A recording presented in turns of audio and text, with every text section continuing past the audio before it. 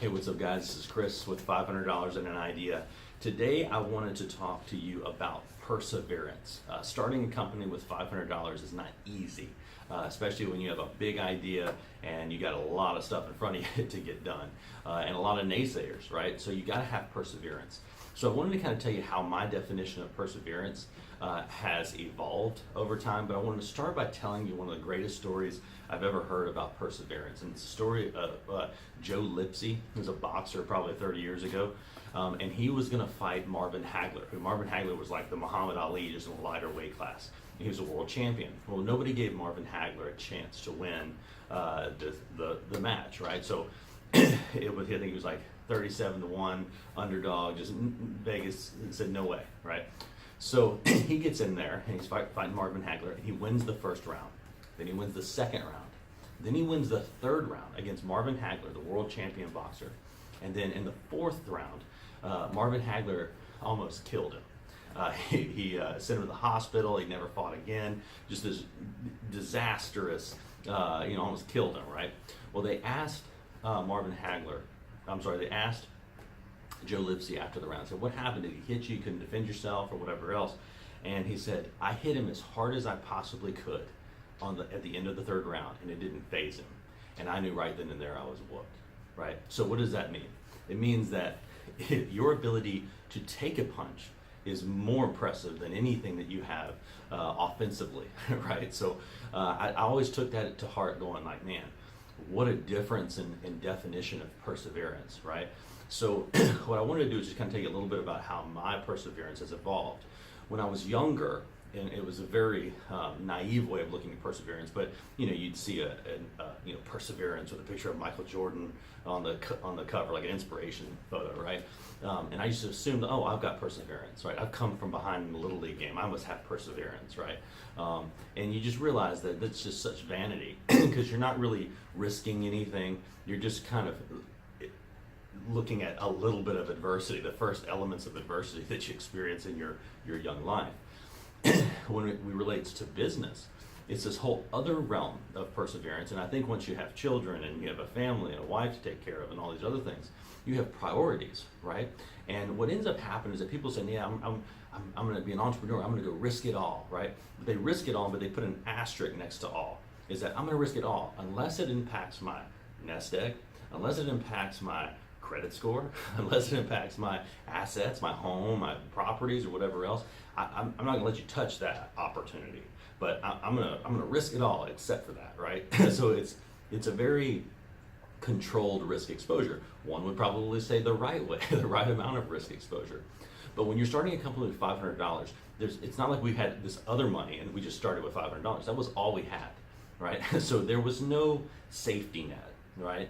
And for me, I always looked at it going, okay, how far am I willing to risk it? And I had these same kind of things as that I said, okay, I don't want to touch my credit score because I can at least build myself back out if I lose, right? I don't want to touch my little savings account or whatever else. And what happens though is that you get into really tight decision making, right? And I'll give you an example of ours. About a year into our little opportunity, my partners, who were the technical resources of this, got tired of losing money because it was a very rudimentary product. We were just getting going, and it just kind of shoestring budget. And it wasn't profitable at all. It was just a loss. And they had other owners that were involved and whatever else, and they said, hey, we're kind of done with this. Let's just shut it down. Well, I could have just said, okay, it's over. I'll go back and get something else. But I knew that there was something there, and we were seeing opportunity there, right? So, as luck would have it, I made the decision to sell our property to be able to buy the partners out, and then be able to take the company back and keep it from dying, right? Again, step one into that asterisk. I'm now peeling the layers back on what I'm willing to risk. Well, long and short of it, 3 years later, I've sacrificed every little thing, my credit score, my savings, had nothing left, right? But I had kept the thing going up until the point where I could raise enough capital to get out there and go and do it.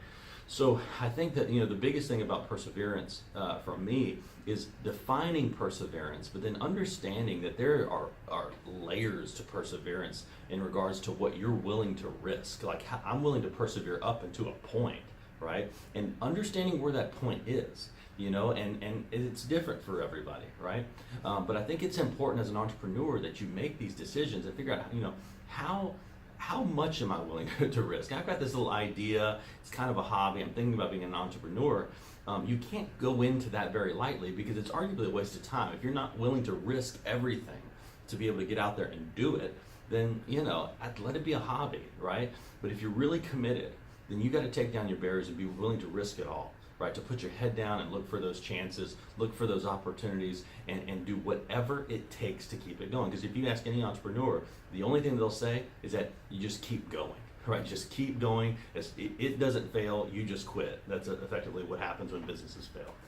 So that's my little spiel on perseverance, and I'll leave you with one last little thing. This is what I've learned in 7 years now of being an entrepreneur, being out, navigating the Shark Tank, raising a bunch of money, creating an opportunity that can be sold all over the world now. There's another depth to perseverance that I think only is there for the special entrepreneur. And I'm going to challenge you with this if you're thinking about starting a business. It's one thing to take a punch and be able to self-motivate to get back up off the mat, right? There's a whole other dimension, though, is that if you can learn to take a punch but keep your head up and look for vulnerabilities in the person who's punching you, right? The opportunity that's maybe throwing a negative at you. If you can keep your wits about you in the fight while you're getting a punch, you can deal with the black eye later, but you generally will find opportunity in the vulnerability of the situation, right? Areas that you can leverage for another opportunity, right? That is what makes a true entrepreneur very, very ruthless, because you can punch them all they want, but you better be careful on what you might expose trying to punch them. And that's where I look at the maturity of my perseverance, going from very inspirational poster oriented, going into willing to risk it all, and then two, being able to look at every piece of adversity as an opportunity. I think that's this whole other dimension of perseverance. So that's Chris Jordan, $500 and an idea, my spiel on perseverance. So hope this might have helped if you're thinking about starting your own business. So thanks.